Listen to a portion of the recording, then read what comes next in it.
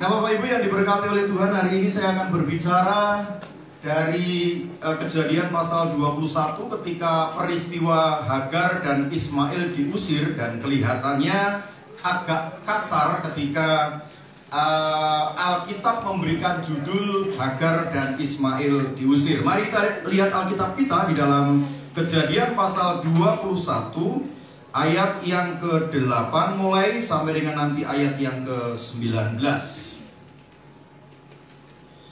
Sekali lagi, Kejadian pasal 21 ayat 8 sampai dengan ayat 19. Bertambah besarlah anak itu dan ia disapih. Lalu Abraham mengadakan perjamuan besar pada hari Ishak disapih itu. Ayat yang ke-9. Pada waktu itu Sarah melihat bahwa anak yang dilahirkan Hagar, perempuan Mesir itu bagi Abraham, sedang main dengan Ishak anaknya sendiri. Berkatalah Sarah kepada Abraham, usirlah hamba perempuan itu beserta anaknya, sebab anak hamba itu tidak akan menjadi ahli waris bersama-sama dengan anakku Ishak. Nanti kalau Bapak Ibu baca dalam kisah selanjutnya, memang akan dibedakan antara Ishak sebagai anak Abraham dari Sarah istri yang sah dengan gundik-gundik Abraham, antara lain Hagar dan Keturah. Anak-anak atau anak-anak dari gundik-gundik ini hanya diberikan pemberian, tetapi warisan semuanya diberikan kepada Ishak. Ini untuk memberi pengertian atau pemahaman kepada kita bahwa Ismail dan juga anak-anak dari Keturah itu hanyalah anak-anak dari budak, dan anak budak itu boleh dianggap sebagai anak, boleh dianggap sebagai budak. Beda dengan Ishak, karena Ishak adalah anak dari Sarah, istri dari Abraham. Lanjut. Ayat yang ke-11. Hal ini sangat menyebalkan Abraham oleh karena anaknya itu. Tetapi Allah berfirman kepada Abraham, janganlah sebal hatimu karena hal anak dan budakmu itu. Dalam segala yang dikatakan Sarah kepadamu, haruslah engkau mendengarkannya, sebab yang akan disebut keturunanmu ialah yang berasal dari Ishak. Clear ya, Alkitab mencatat yang disebut keturunan Abraham adalah dari Ishak. Tetapi keturunanmu dari hambamu itu juga akan kubuat menjadi suatu bangsa, karena ia pun anakmu. Keesokan harinya pagi-pagi Abraham mengambil roti serta sekirbat air dan memberikannya kepada Hagar. Ia meletakkan itu beserta anaknya di atas bahu Hagar. Kemudian disuruhnyalah perempuan itu pergi. Maka pergilah Hagar dan mengembara di padang gurun Berseba. Ketika air yang dikirbat itu habis, dibuangnyalah anak itu ke bawah semak-semak, dan ia duduk agak jauh, kira-kira sepemanah jauhnya, sebab katanya, tidak tahan aku melihat anak itu mati. Sedang ia duduk di situ, menangislah ia dengan suara nyaring. Allah mendengar suara anak itu, lalu malaikat Allah berseru dari langit kepada Hagar, katanya kepadanya, apakah yang engkau susahkan Hagar? Janganlah takut, sebab Allah telah mendengar suara anak itu dari tempat ia berbaring. Jadi konsentrasi kita nanti di ayat 17 ini berbicara janganlah takut, merupakan frasa jangan takut yang kedua yang dicatat oleh Alkitab setelah yang pertama dicatat dalam Kejadian pasal 15. Bangunlah, angkatlah anak itu dan bimbinglah dia, sebab aku akan membuat dia menjadi bangsa yang besar. Lalu Allah membuka mata Hagar sehingga ia melihat sebuah sumur. Ia pergi mengisi kirbatnya dengan air, kemudian diberinya anak itu minum. Nanti saudara bisa lihat ayat-ayat selanjutnya.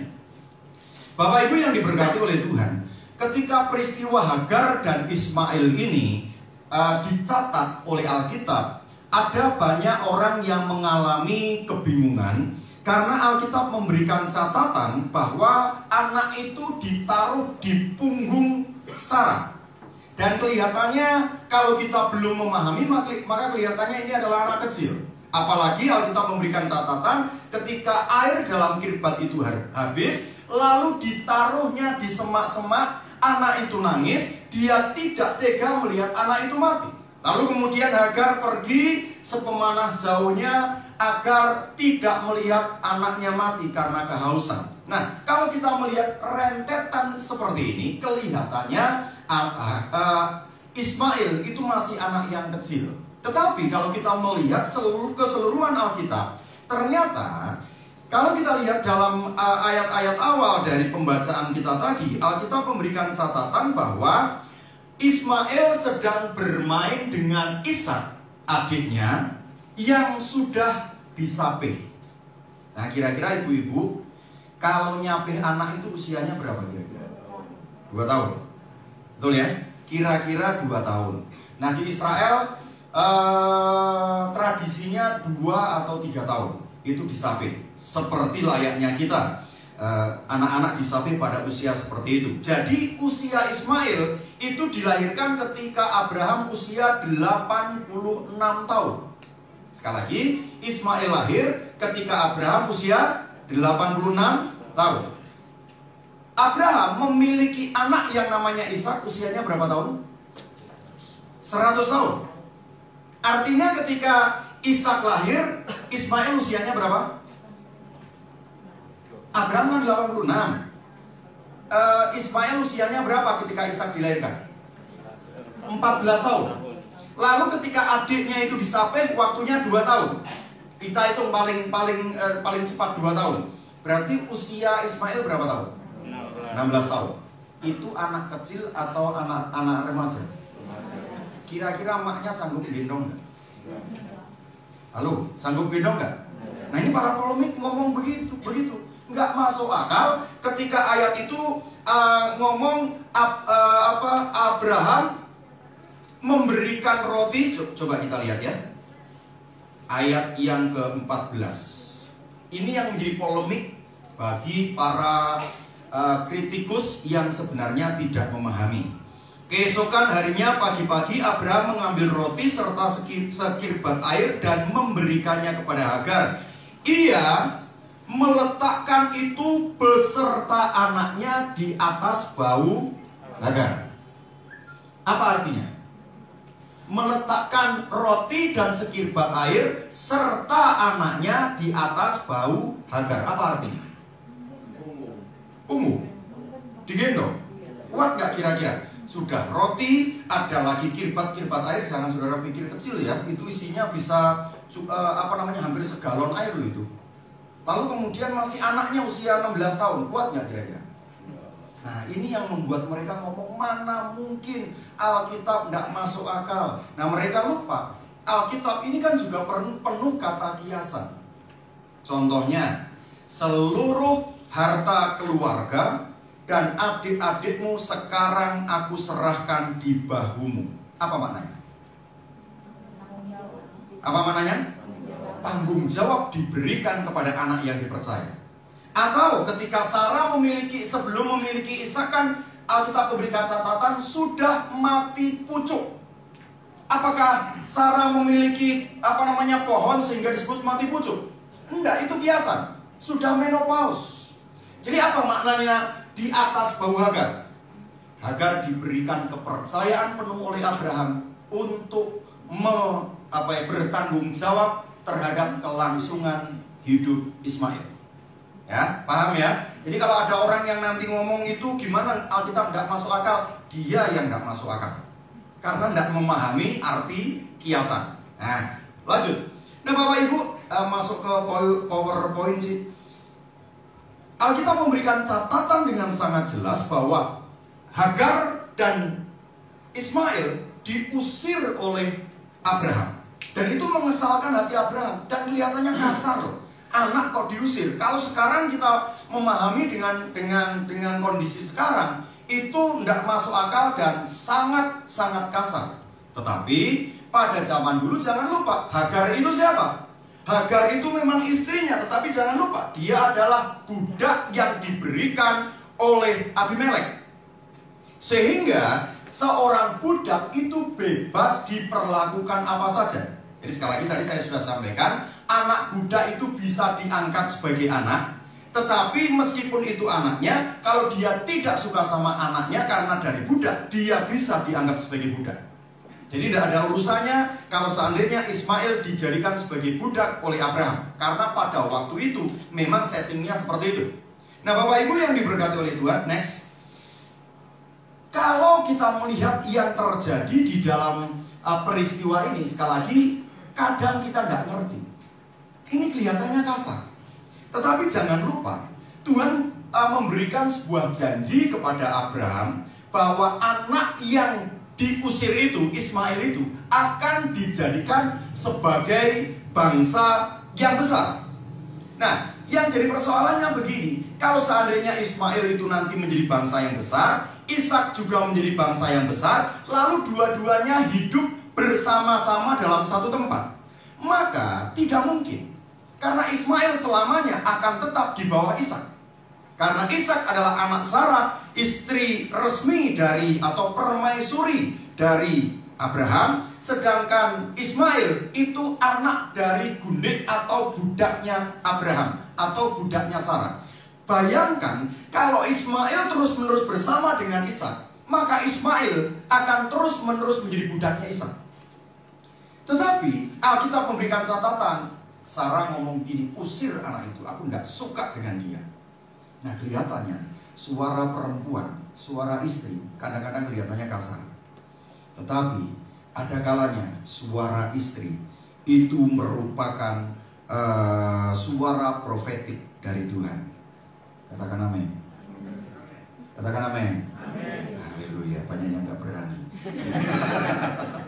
Istri itu kelihatannya menyakitkan. Oh Abraham sakit loh Pak. Ketika ngomong, usir, aku gak suka sama anak itu. Anak itu sudah 17 tahun atau 16-17 tahun dia pelihara, dan itu adalah darah dagingnya yang dianggap nanti mewakili segala sesuatu. Karena usia Abraham berarti sudah 102 tahun atau 103 tahun. Sehingga kalau nunggu Ishak gede, rasa-rasanya sulit. Kalau Ismail sudah pasti dapat diandalkan. Itu menyakitkan bagi Abraham. Tetapi suara istri yang kelihatannya menyakitkan, itu adalah suara profetis dari Tuhan. Bapak Ibu yang diberkati oleh Tuhan, kadangkala kita tidak mengerti apa yang sedang terjadi hari-hari ini. Padahal Allah memiliki sebuah rancangan dan rencana atas hidup kita. Kita mengambil sebuah keputusan, dan kadang-kadang apa yang kita pikir itu adalah sesuatu yang sempurna. Sehingga kesempurnaan pikiran kita yang kita anggap seperti itu sulit untuk dapat diintervensi oleh orang lain.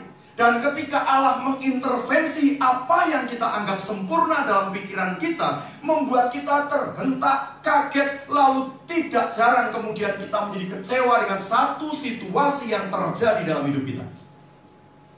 Wah, Abraham marah sebenarnya, sakit hati. Dan biasanya bapak-bapak itu kalau kemudian sakit hati sama istrinya, itu ngomel kenceng atau diam keluar dari rumah. Waduh. Pelepasan yang terjadi.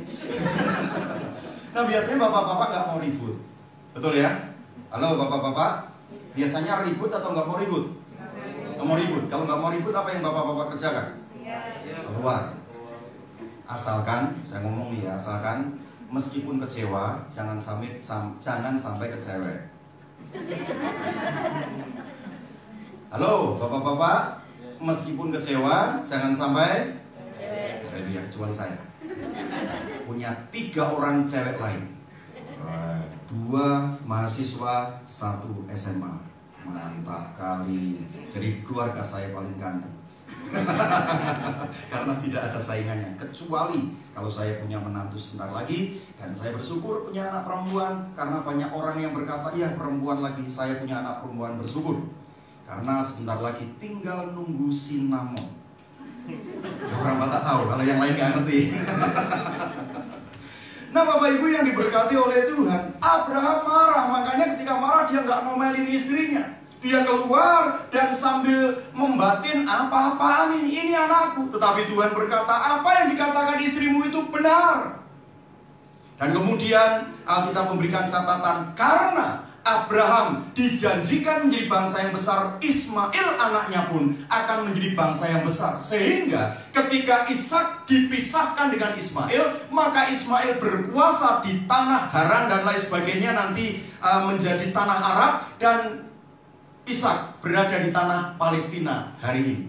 Jadi bayangkan kalau seandainya Ishak dan Ismail terus bersama, Ismail tetap akan inferior, karena Ishak adalah tuannya secara tradisi pada waktu itu. Lihat, meskipun menyakitkan, ternyata apa yang dilakukan Tuhan adalah membawa Ismail menjadi orang yang besar. Jadi hari ini, ketika kesempurnaanmu berpikir tiba-tiba diintervensi oleh Tuhan, percayalah, Allah sedang bekerja untuk saya dan saudara. Katakan amin. Sehingga saya mau sampaikan, yang pasti, meskipun kita tidak memahami sebuah peristiwa yang terjadi, Allah tetap konsisten dengan janjinya. Dan janjinya untuk saya dan saudara adalah bahwa kita memiliki masa depan yang gilang gemilang, termasuk anak dan cucumu. Yang percaya katakan amin. Nah, Bapak Ibu yang saya kasih dalam nama Tuhan Yesus Kristus, next, Alkitab memberikan catatan ayat yang ke-17. Sekali lagi, Allah mendengar suara anak itu, lalu malaikat Allah berseru dari langit kepada Hagar, katanya kepadanya, apakah yang engkau susahkan Hagar? Janganlah takut, sebab Allah telah mendengar suara anak itu dari tempat ia berbaring. Alkitab memberikan catatan, ketika Hagar nangis, dia ketakutan anaknya mati, Allah belum bereaksi. Tetapi ketika Ismail nangis, Alkitab memberikan catatan, Allah telah mendengar suara anak itu. Apa yang membedakan tangisan Hagar dengan tangisan Ismail? Saya mau sampaikan, Hagar adalah budak. Ismail meskipun anak budak, dia adalah anak Abraham. Siapa Abraham? Abraham adalah bapa orang percaya. Jadi ketika kita orang-orang yang mengasihi Tuhan, menjadi orang yang percaya, yang sungguh-sungguh memperkenan hati Tuhan. Saya tulis di sini, orang tua adalah tudung rohani bagi anak-anaknya. Abraham itu benar, sehingga dia menjadi tudung bagi anaknya. Meskipun Ismail dalam kondisi terjepit, lihat, Ismail ditolong oleh Tuhan. Oleh sebab itu, betapa pentingnya saya dan saudara sebagai orang tua, kita hidup takut akan Tuhan. Karena ketika kita hidup takut akan Tuhan, maka Alkitab memberikan catatan, bahkan keturunan sampai ke-5, ke-7, ke-10 itu akan menerima tudung rohani dari orang tua yang memperkenan hati Tuhan. Mungkin saudara berkata, Pak, tetapi orang tuaku bukanlah orang yang memperkenan hati Tuhan. Alkitab memberikan catatan, ketika saudara memutuskan kutuk itu, maka saudara yang akan menjadi tudung bagi anak-anakmu. Belum terlambat hari ini kita orang tua menjadi orang yang takut akan Tuhan, karena anak-anakmu akan dipelihara oleh Tuhan. Mazmur pasal 37 ayat 25 itu ketika Daud berkata, dahulu aku muda, sekarang menjadi tua, tetapi tidak pernah kulihat anak orang benar meminta-minta, bahkan meminjam, bahkan meminta-minta roti. Anak-anak orang benar dipelihara oleh Allah sedemikian rupa, bahkan di dalam kondisi yang tidak baik sekalipun. Kalau saudara nanti lihat, ada Daud, bapa leluhur dari kerajaan Israel Selatan itu, atau kerajaan Yehuda, meskipun keturunannya ada yang jahat luar biasa di mata Tuhan, tetapi seluruh Yehuda tetap dipelihara karena Daud yang takut akan Tuhan. Bahkan itu keturunan yang sudah beribu-ribu tahun tetap dipelihara oleh Tuhan. Hari ini, kalau saudara menginginkan anak cucumu mendapatkan masa depan yang gilang gemilang, ambil keputusan untuk menjadi orang yang takut akan Tuhan. Saya tahu anak saya bukanlah anak yang sempurna. Tentu banyak membuat kesalahan. Tetapi saya tahu siapa anak saya karena saya yang didik. Maka ketika orang berkata di Bandung, terutama di daerah Suropati itu kan kejahatannya luar biasa itu. Tetapi saya percaya, saya tahu siapa anak saya karena saya yang didik. Saya lepaskan anak saya, sekali lagi bukan anak yang sempurna, ada saja kesalahan yang dibuat. Tapi sampai hari ini, kalau dipelihara oleh Tuhan, saya percaya salah satunya adalah karena tudung rohani yang kami berikan kepada anak-anak. Jadi hari ini, jangan pernah khawatir dengan anak-anakmu meskipun situasi dunia yang kelihatannya tidak mungkin ini, yang kelihatannya semakin jahat ini. Selama saudara takut akan Tuhan, maka Tuhan yang akan beracara, Tuhan yang akan membela, Tuhan yang akan memberikan pertolongan kepada anak-anakmu karena tudung rohani yang saudara berikan untuk mereka. Sekali lagi, ambil keputusan untuk takut akan Tuhan. Siapa yang ingin anak cucunya menjadi perampok? Pak, keren loh Pak perampok itu. Kalau di TV-TV itu kan kelihatannya keren gitu ya. Bahkan ada kalanya kalau saya dan saudara nonton film action tentang perampokan, terus kemudian dia karena jadi lakon utama, kan kita kadang-kadang cenderung untuk membela perampok-perampok itu yang kelihatannya budiman gitu ya, seperti Zorro begitu. Nah, saya mau sampaikan kepada kita semuanya, pasti kita semua menginginkan anak cucu kita hidup hidup damai, hidup senang, dan hidup sukses di hadapan Tuhan. Betul saudara? Apa yang harus saudara kerjakan? Takut akan Tuhan. Ini penting. Jadi sekali lagi, penting kita orang tua melakukan hal yang benar. Itu akan menjadi tudung bagi anak cucu kita, bahkan sampai keturunan ke-7, bahkan sampai keturunan beribu-ribu tahun. Alkitab memberikan catatan. Next, selain itu Bapak Ibu yang dikasihi Tuhan, orang yang hidup benar pasti adalah orang yang akan dibela oleh Tuhan. Kebenaran dari Alkitab ketika berkata jangan takut, itu memberikan pernyataan kepada Hagar bahwa Ismail adalah orang yang hidup benar.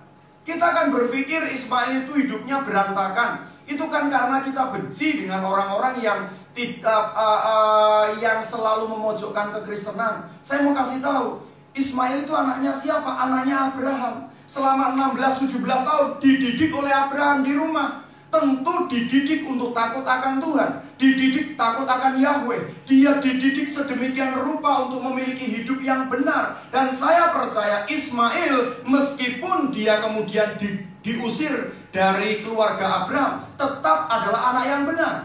Sehingga ketika anak benar ini sedang mengalami kesulitan, dia kehausan karena air dalam kirbat itu habis, maka Alkitab memberikan catatan dengan jelas. Kemudian malaikat itu membuka mata Hagar. Padahal kita lihat dulu ya ayat yang ke-19. Bisa lihat ayat 19 dulu sih.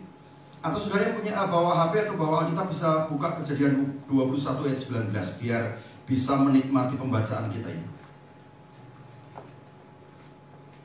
Haleluya. Jadi ini setelah si Ismail nangis. Sebelum Ismail nangis, Hagar nangis karena takut anaknya mati. Tetapi ayat 19 berkata seperti ini. Lalu Allah, apa saudara? Membuka mata Hagar sehingga ia melihat sebuah sumur. Saya mau tanya, sumurnya sudah ada atau belum? Belum. Halo, sumurnya sudah ada atau belum? Sudah. Ayo. Regular. Sumurnya sudah ada atau belum? Sudah. Yuk kita cek yuk. Lalu Allah membuka mata Hagar sehingga ia melihat sebuah sumur. Sumurnya sudah ada atau belum? Sudah. Lalu kenapa Hagar belum melihat? Karena yang didengar Allah adalah Ismail, anak yang benar itu.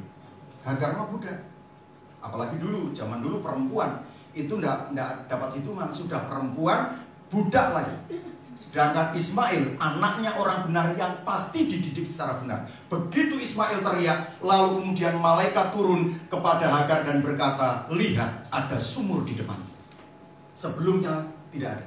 Saya mau kasih tahu kepada kita semuanya, ketika saudara menjadi orang benar, meskipun kondisi sulit, kelihatannya tidak ada pertolongan, selalu ada surga yang siap menolong saudara. Pertolongannya sudah ada, cuma saudara yang belum bisa lihat. Tunggu waktu Tuhan. Percayalah, kalau saudara hidup benar di hadapan Tuhan, meskipun kelihatannya sulit, Allah akan memberikan pertolongan dengan cara Allah yang luar biasa, yang tidak dapat kita mengerti.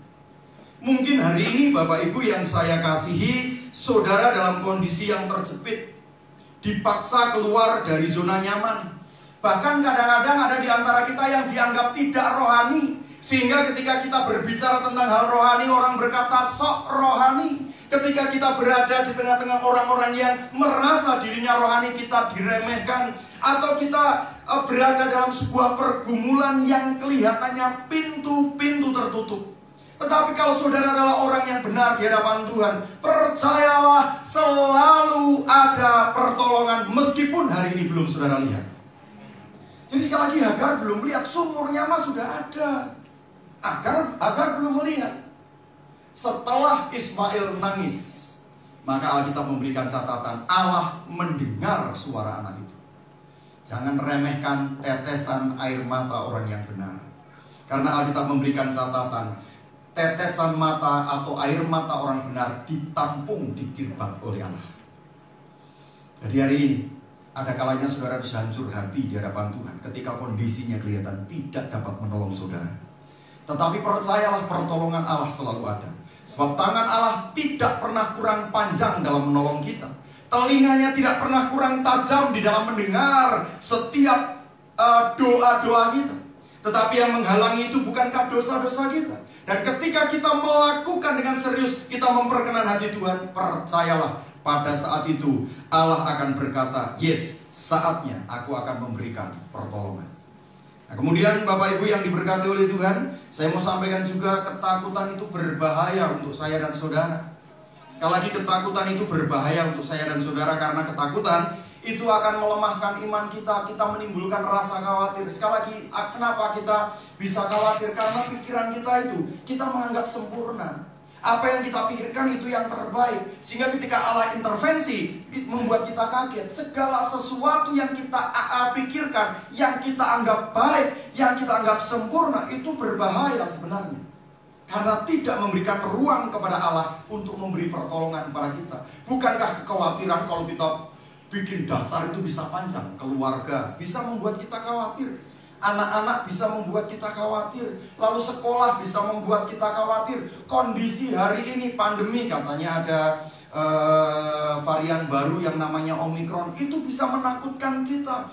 Ketika kita khawatir tentang masa depan kita, bagaimana dengan kondisi usaha yang bukannya semakin maju tetapi dengan kondisi hari ini semakin turun. Bagaimana dengan UMK yang katanya naiknya cuma 1,0 sekian persen. Itu juga bisa membuat kita mengalami ketakutan. Tapi saya mau sampaikan kepada kita semuanya, kekhawatiran yang kita buat daftar panjang itu justru akan melemahkan iman kita di hadapan Tuhan. Dan orang-orang yang mengambil keputusan saat menghadapi kekhawatiran itu justru berbahaya. Sebab itu jangan takut dengan situasi yang hari ini terjadi. Sebab tangan Allah tidak pernah kurang panjang dalam memberikan pertolongan kepada saudara. Nah, selain itu ada penelitian, katanya penyakit ini kan lebih banyak disebabkan bukan karena makanan, tetapi karena stres, karena ketakutan, karena kekhawatiran yang berlebihan. Menurut seperti dilansir oleh Heartline dan Medical News Today, katanya banyak orang yang, atau lebih banyak orang yang sakit karena diakibatkan oleh stres, bukan karena makan makanan. Karena kalau masalah makan makanan, banyak orang dulu, apalagi di kampung-kampung, mereka makan daging biasa saja. Bahkan, maaf, meskipun nggak perlu dicontoh, tetapi orang yang rokok di kampung, para petani itu umurnya panjang-panjang kok. Betul ya? Tetapi ketika orang mengalami stres, itu berbahaya. Orang sudah jaga makan, sudah jaga minum, tetapi dia tidak menjaga pikirannya, itu mendatangkan banyak penyakit. Katanya ini, menurut medis, ada zat kortisol itu yang akan bereaksi ketika kita stres. Nah, ketika darah kelebihan zat kortisol ini, maka yang terjadi adalah ini akan meracuni tubuh, dan itu berbahaya. Makanya ada orang diabetes, orang yang asam lambungnya naik, bukan karena dia tidak jaga pola makan, tapi karena stres berlebihan. Jadi hari ini kekhawatiranmu harus saudara letakkan di bawah kaki Kristus. Percayalah, ketika saudara berada di bawah kaki Kristus dan berkata segala sesuatu baik, maka pikiranmu menjadi ringan, dan kemudian saudara akan melihat pertolongan Allah dari hari ke hari. Bukankah pengkhotbah berkata, kasih karunia dan rahmat Tuhan selalu baru setiap hari. Selalu baru setiap hari. Itu yang memampukan saudara berdiri tegak sampai dengan hari ini. Sebab itu mengucap syukurlah dan belajar mengucap syukur. Kadang-kadang kita kehilangan rasa ucap syukur karena segala sesuatu sudah biasa. Keluarga baik-baik saja, pekerjaan ya sudah ada, lalu kemudian kondisi ekonomi baik-baik saja. Semua orang juga terima kok, semua orang juga sehat kok. Semua orang juga bangun pagi-pagi dan melakukan aktivitas. Teman-teman di kantor, teman-teman di pabrik, semua lakukan dengan baik. Orang-orang yang memiliki usaha juga melakukan semuanya dan kelihatannya itu berkat secara umum. Saya kasih tahu pada saudara semuanya, pekerjaan yang saudara miliki hari ini, anak-anakmu, istrimu, suamimu, atau siapapun dan apapun yang saudara terima sudah disiapkan oleh Allah jauh-jauh hari, dirancang untuk mendatangkan kebaikan. Oleh sebab itu, belajar mengucap syukur. Meskipun pagi hari saudara bangun dan orang lain juga bangun, saudara mengucap syukur untuk nafas hidup yang hari ini masih saudara hirup. Katakan amin.